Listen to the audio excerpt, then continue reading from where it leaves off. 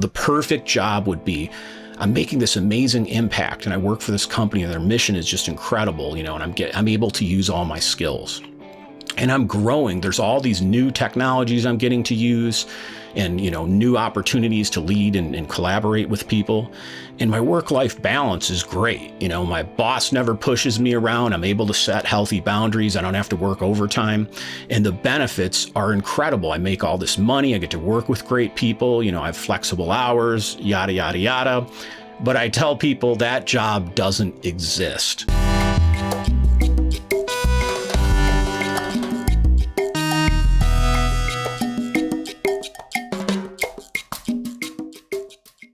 Since meeting with a lot of different software developers and product managers, DevOps people, Scrum Masters, people in different tech positions over the last 3 years to do career coaching, I've kind of realized there's 4 main things that we all want out of our career. Now, we often get hung up on the unique things that are a little bit different, but really they all kind of boil down into these 4 main desires. So today I want to talk to you a little bit about what those are and why it's so important to understand them and know when you should be pursuing them and when not, because I got into a lot of trouble in my career when I was chasing after one of those desires, and I didn't really realize it was the reason that I wasn't happy in my career. Now, one thing that's really important to understand, I think, about these 4 desires is there's different times in our life when we want them and when we don't want them. And this is a little weird, but I think if I explain it to you, it should make sense. When I first got into software development, I was in my early 20s. And at that point, I didn't have any kids yet, although I had my first on the way. I wasn't quite married, although that happened very shortly as well. I've talked about that in my other videos. But what I needed out of my career at that point was a stable income. I didn't need a real high income. I didn't need a whole bunch of super high profile opportunities. But basically, I had very different needs from my career at that point. Now, fast forward about 10 years later, and I was in a completely different life situation. The things I needed from my career, my relationship with my kids and my wife, the type of growth I expected and opportunities I was looking for, it changed these 4 desires quite a bit. So I want to explain that at the very beginning here, because I think, often we're just looking for a top 4 list of just like, oh, here's the 4 things. If I go out and get those, I'll have a great career. And I guess I'm here to tell you it's not quite, in my opinion, again, this is my approach to this, but it's not quite that simple. It's straightforward, but there's a little more thought you need to put into it.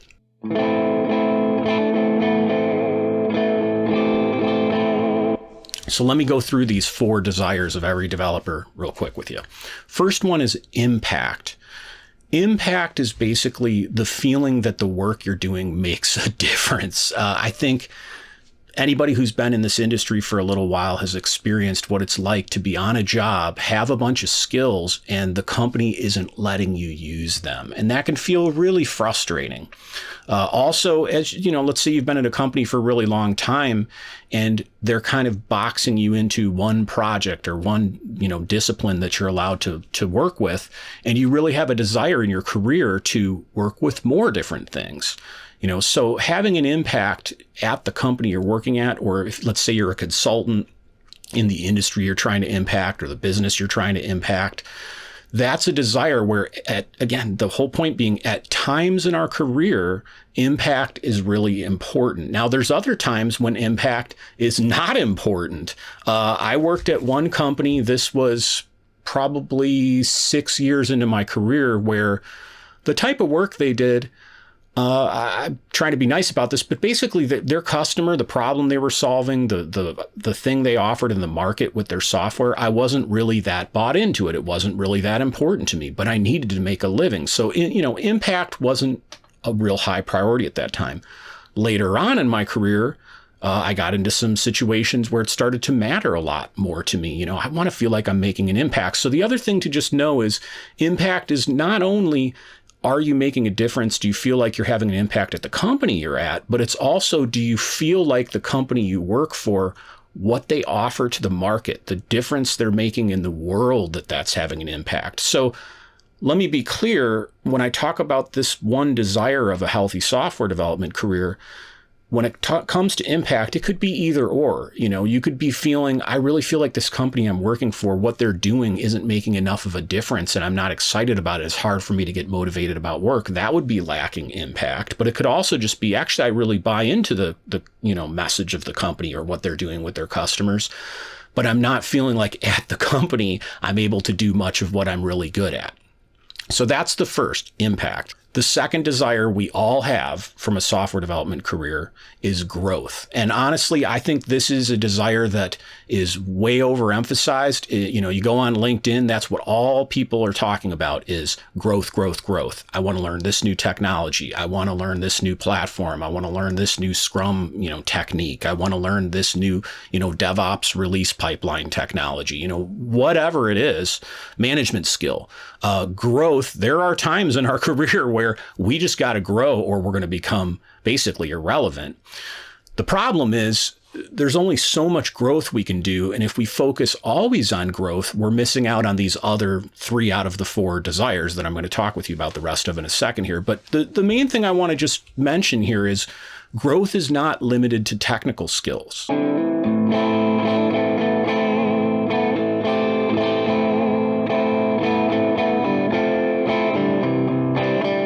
Things like being able to persuade people, being able to negotiate, communicating effectively, all the things that we do, not just as leaders, but as good team members.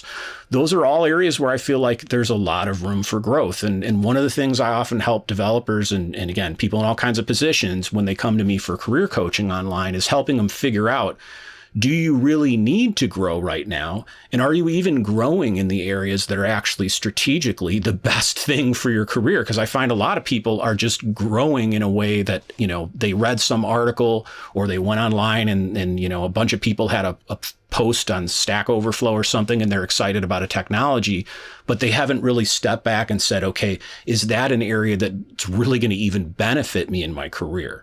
The third desire that every developer, I think, needs at times in their career is work-life balance. This is so popular online again these days. This is the whole reason I made this channel. But there's times when, people just come to me for career coaching and they're just straight up burned out. They're like, my number one problem is I can't sleep. My marriage is falling apart. I never do any of my hobbies anymore. Let's say my relationship with my kids is bad. All the dreams that I had, I'm not pursuing those anymore.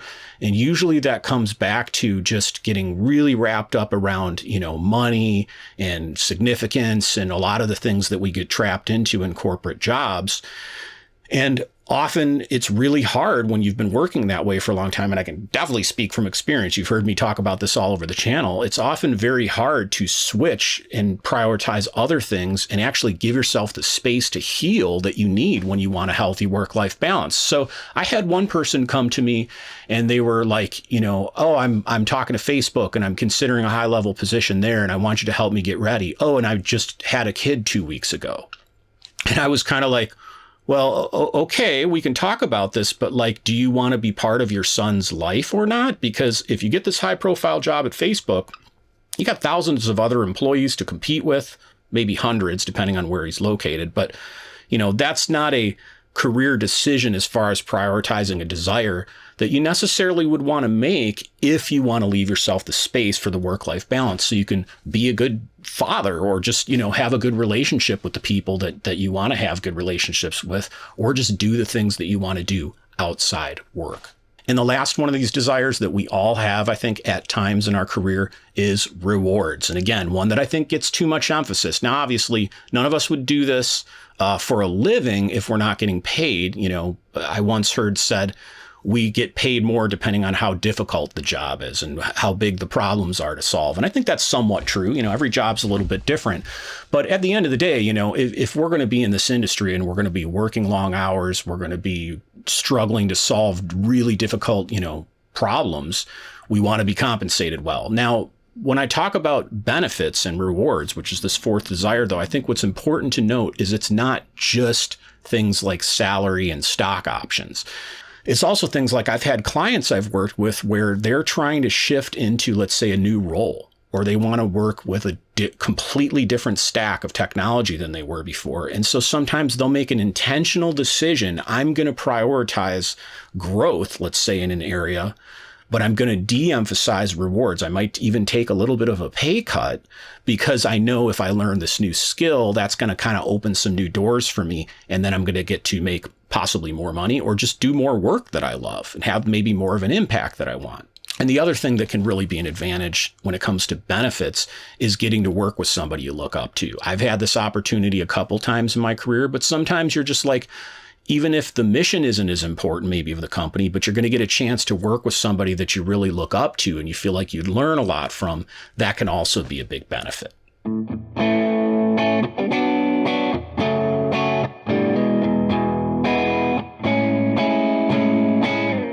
So one of the things I tell people on career coaching calls is, the perfect job would be, I'm making this amazing impact and I work for this company and their mission is just incredible, and I'm able to use all my skills and I'm growing. There's all these new technologies I'm getting to use and, new opportunities to lead and collaborate with people. And my work-life balance is great. My boss never pushes me around. I'm able to set healthy boundaries. I don't have to work overtime. And the benefits are incredible. I make all this money. I get to work with great people. I have flexible hours, yada, yada, yada.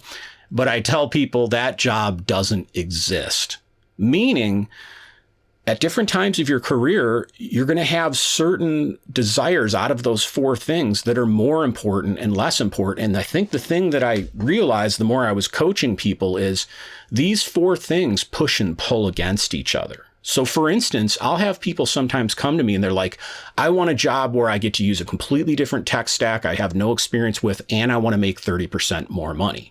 And I'm kind of like, okay, that's possible. But it's also a little unrealistic because even if you land the job, you're going to get in there. You're not going to be as skilled. If you're taking, let's say, a senior or a lead position, you're going to be looked at by the company as having to be pretty competent out the gates with the technology when you're really just kind of learning it. Now, I know in our industry in software development, we tend to get ourselves in situations where we're not as competent at the beginning because it's kind of the way that we learn.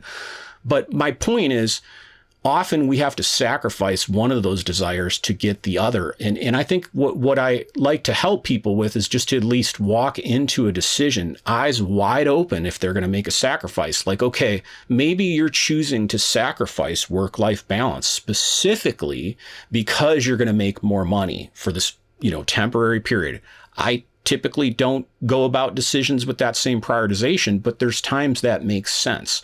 Or, maybe I want to make a big impact, but I know I'm not going to be able to grow as much. I'm going to have to take the skills I already have and apply them somewhere where they're worth more. So I want you to try to do something for me, much like the last video, call to action here. Leave a comment of those four desires. What are the top two that you think you're missing from your career or you're pursuing or you just like more of? Again, I'll go over them. Impact, growth, work-life balance, and benefits. Now, we all want all those things, but I find usually when I'm not happy in my career or I'm working with someone and they're not happy, it's because they're pursuing all four of those things, or a lot of times just one, but it's not actually the thing that they're most missing. In the next video, I'm going to tell you a story of a software project I was on where the CTO ousted me from my own project with an NDA. Yeah, it's as crazy as it sounds, so stay tuned for that, and thanks for watching.